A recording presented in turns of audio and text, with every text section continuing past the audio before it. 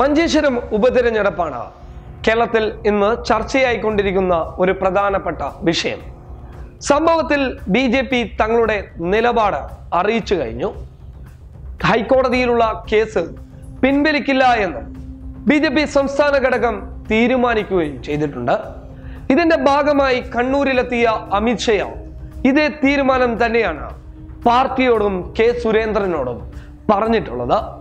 അത് പരിപൂർണമായി അനുസരിക്കുന്ന രീതിയിലായിരുന്നു കെ സുരേന്ദ്രൻ കാസർഗോഡ് ചേർന്ന വാർത്താ സമ്മേളനത്തിൽ തന്റെ അഭിപ്രായവും പാർട്ടിയുടെയും അമിത്ഷായുടെയും തീരുമാനം വളരെ വ്യക്തമായി മാധ്യമങ്ങളോട് തുറന്നു പറഞ്ഞത്.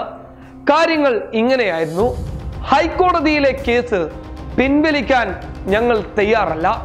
കേസിൽ താൻ വിജയിക്കുമെന്ന ഒരു പ്രതീക്ഷ തനിക്കുണ്ട്. 75% തെളിവുകളും കോടതിയിൽ ഹാജരാക്കിയിട്ടുണ്ട്. സാക്ഷികളെ എത്തിക്കാനുള്ള ഏർപ്പാടുകൾ ഞാനും എൻ്റെ രാഷ്ട്രീയ പാർട്ടിയും അതുപോലെ തന്നെ സർക്കാരും അതിന് തയ്യാറായി നിന്നാൽ തീർച്ചയായും താനാണ് മഞ്ചേശ്വരത്ത് വിജയിച്ചതെന്ന് ഉറപ്പിച്ച് പറയാൻ പറ്റുമെന്നാണ് കാസർഗോഡ് ചേർന്ന വാർത്താ സമ്മേളനത്തിൽ പറഞ്ഞിട്ടുള്ളത്. എന്നാൽ ഇപ്പോൾ മഞ്ചേശ്വരത്ത് നടക്കുന്നത് മറ്റൊരു കഥയാണ്.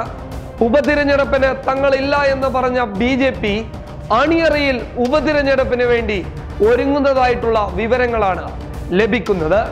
ബിജെപി തങ്ങളുടെ പ്രവർത്തകരോട് മഞ്ചേശ്വരത്തെ ഉപതിരഞ്ഞെടുപ്പിന് തയ്യാറാവണമെന്നും കെ സുരേന്ദ്രനല്ല സ്ഥാനാർത്ഥി, ജില്ലയിൽ നിന്നുള്ള മറ്റൊരു നേതാവാണെന്നും എന്തായാലും ഉപതിരഞ്ഞെടുപ്പിന് തയ്യാറായി നിന്നോ എന്ന ഒരു നിർദ്ദേശം പ്രവർത്തകർക്ക് നൽകിയിട്ടുണ്ട് എന്നുള്ള ഒരു വിവരമാണ് ഇപ്പോൾ ലഭിക്കുന്നുള്ളത്.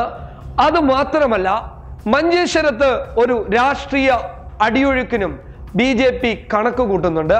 അതായത് കോൺഗ്രസിൽ നിന്നോ CPIM-ൽ നിന്നോ ആരെങ്കിലും ഒരാളെ പാർട്ടിക്കകത്തേക്ക് കൊണ്ടുവരാനുള്ള നീക്കവും നടക്കുന്നുണ്ട്.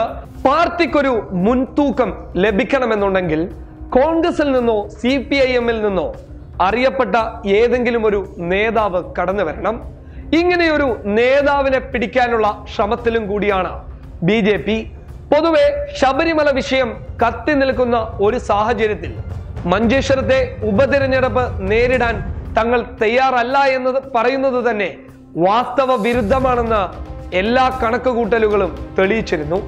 എന്നാൽ ആ കണക്കുകൂട്ടലുകൾക്കൊക്കെ വളരെയധികം പൂർണ്ണ പിന്തുണ നൽകുന്ന രീതിയിലാണ് ബിജെപിയുടെ അണിയറ നീക്കം.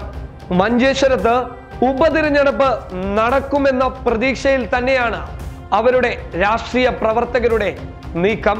പല രീതിയിലും അവർ അവരുടെ പ്രചരണങ്ങൾ രഹസ്യമായി ചെയ്യുന്നുണ്ട്. അതിന് മുന്നോടിയായി ഏതെങ്കിലും ഒരു നേതാവിനെ പാർട്ടിക്കകത്ത് കൊണ്ടുവരാനും മഞ്ചേശ്വരത്ത് ശ്രമം നടക്കുന്നുണ്ട്.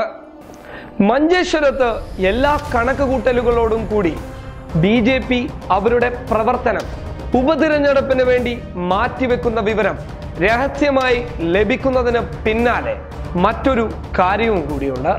മറ്റുള്ള രാഷ്ട്രീയ പാർട്ടിയിലെ പ്രവർത്തകരെയും അവർ ലക്ഷ്യമിടുന്നുണ്ട്. അത് പണം ഉപയോഗിച്ചായാലും ശരി, രാഷ്ട്രീയപരമായ നേട്ടങ്ങൾ നൽകിയാണെങ്കിലും ശരി, പ്രവർത്തകരെയും നേതാക്കന്മാരെയും പാർട്ടിക്കകത്തേക്ക് കൊണ്ടുവരാൻ സാധിച്ചാൽ അത് വലിയ തോതിലുള്ള നേട്ടം പാർട്ടിക്ക് ഉണ്ടാക്കി കൊടുക്കുമെന്നതിൽ യാതൊരു സംശയമില്ല.